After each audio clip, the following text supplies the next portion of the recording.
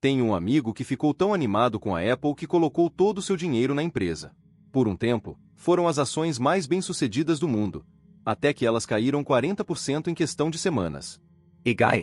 E a outra amiga, com 30 e poucos anos, que deixou de trabalhar como executiva de televisão, vendeu sua casa em Los Angeles na época do boom do mercado imobiliário e usou o dinheiro para abrir um restaurante rústico em Wyoming. Ela investiu o que restou em ações de alto risco e títulos podres, acreditando que os juros lhe forneceriam renda suficiente para sustentá-la. E isso funcionou por algum tempo.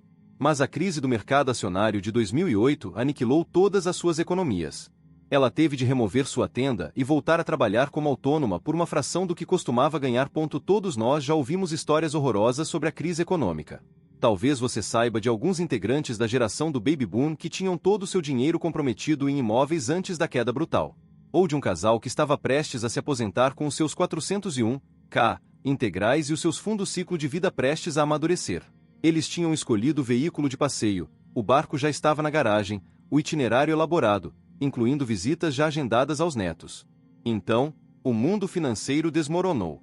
O seu patrimônio líquido foi cortado quase pela metade, e o sonho da aposentadoria se transformou em mais 20 anos de trabalho.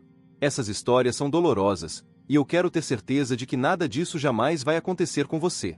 E a boa notícia é que isso não precisa acontecer, nunca. É por isso que eu escrevi este capítulo, para que você não só esteja protegido como também possa aumentar seu pecúlio mais rapidamente. Qual é a simples e fundamental lição de investimento aqui? O que sobe, vai descer. Rei Dalio me disse, sem rodeios, que, durante a vida, é quase certo que seja lá o investimento no qual você esteja decidido a colocar o seu dinheiro, chegará um dia em que você perderá de 50% a 70%. Nossa! Isso significa que qualquer investimento que você escolha vai perder de metade a 2/3 ou mais do seu valor. E não é verdade que a maioria das pessoas normalmente favorece um tipo de investimento porque acha que conhece mais essa área, ou porque ela está fornecendo, naquele momento, um excelente retorno. Algumas pessoas tendem a aplicar todo o dinheiro em imóveis, outras em ações, títulos ou mercadorias. Se você não diversificar o suficiente, poderá ir à falência. Está me ouvindo? Não importa quão bem você planeje, haverá um dia de ajuste de contas para cada tipo de ativo. Então, diversifique ou morra. E, se diversificar bem, você vai ganhar.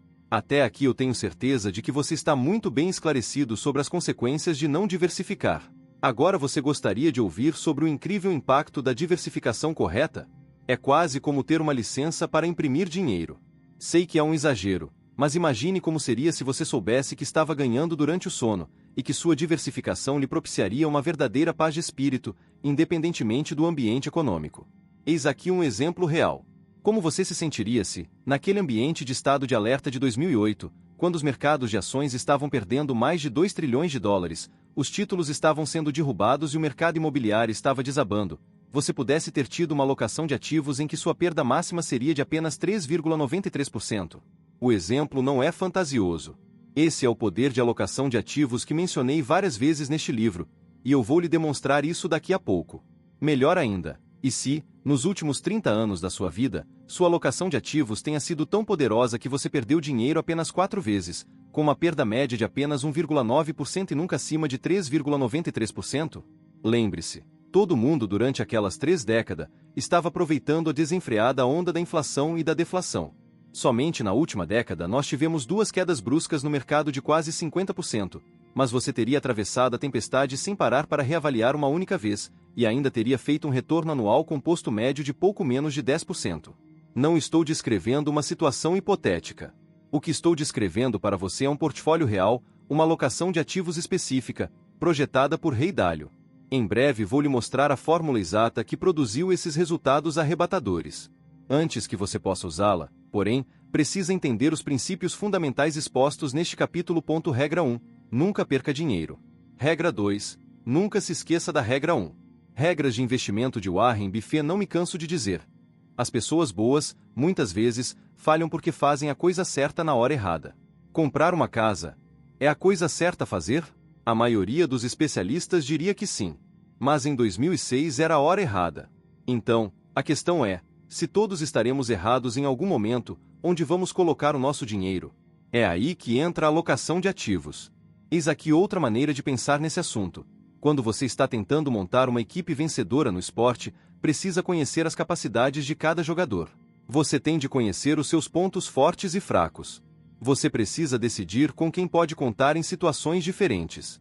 Agora, digamos que o seu portfólio seja a equipe e suas opções de investimento sejam os jogadores.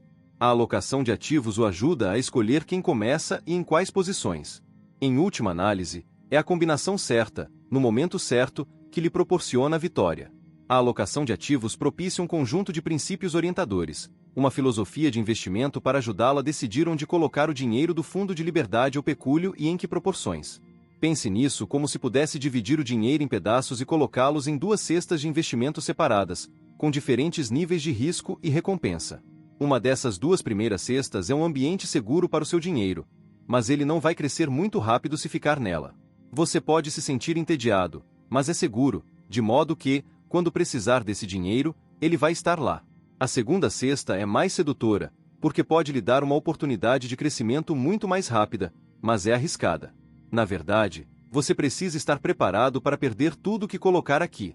Então, quanto vai ser colocado em cada cesta?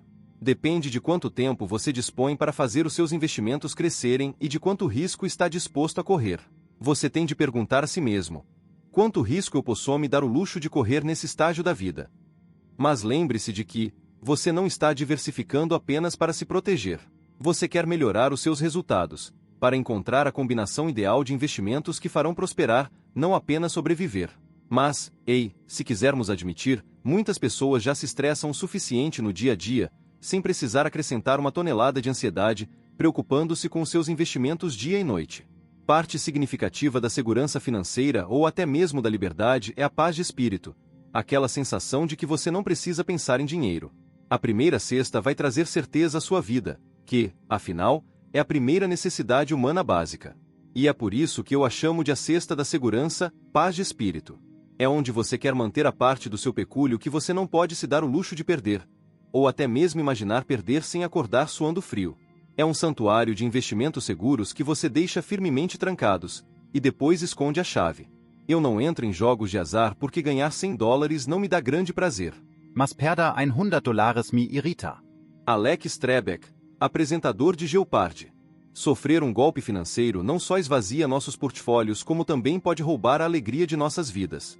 Lembra daquele estudo da economia comportamental com os macacos e as maçãs? Um macaco ficava feliz se lhe dessem uma maçã. Se lhe dessem 2 maçãs, e depois, uma delas fosse retirada, ele se irritava, mesmo que, no fim, ainda tivesse uma maçã. Os seres humanos são exatamente iguais. Pesquisas sobre emoções humanas mostram que a maioria das pessoas do mundo todo subestima o quanto se sente mal quando perde. O prazer das nossas vitórias é diminuído pelo sofrimento dos nossos fracassos e das nossas perdas. Então, todos nós precisamos criar uma cesta de segurança, paz de espírito para nos proteger do tipo de golpe que não apenas nos prejudicará financeiramente como nos fará sofrer.